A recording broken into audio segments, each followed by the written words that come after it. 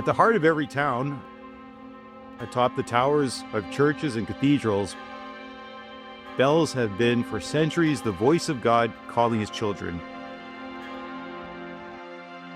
Their sound not only marks time, but also elevates the soul toward the divine,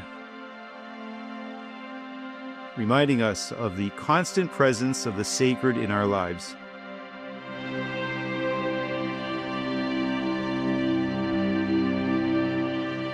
The consecration of a bell is a deeply symbolic rite, full of tradition, theology, and spirituality, connecting us to a millennia-old heritage of the Catholic Church. The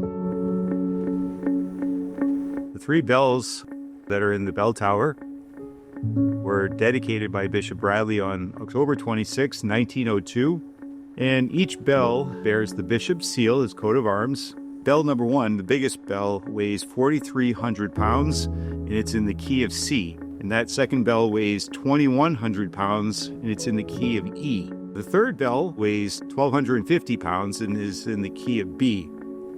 And each bell has an inscription on it. Bell number 1, Jesus, Savior of mankind, grant that you will not have died in vain for any soul of this cathedral parish. The second bell, the inscription is, Mary, help of Christians, intercede with Jesus, that this cathedral parish may be always devoutly Catholic.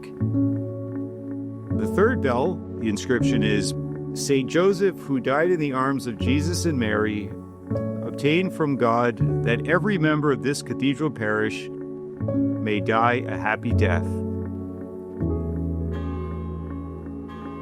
So each time the bells ring, those phrases on the bells are being spoken by the bells.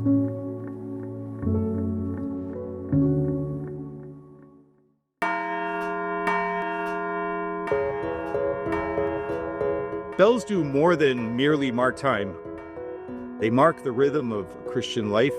Their sound is a constant reminder of God's presence in every moment. In the joy of a feast, in the solemnity of a funeral, in the prayerful pause of the Angelus, they are the voice of the Church calling her children to prayer, celebration, and hope. In an increasingly secularized world, the sound of bells is a silent yet powerful testimony of faith. They remind us that, though the world may change, God remains faithful, and his voice continues to resonate in our hearts.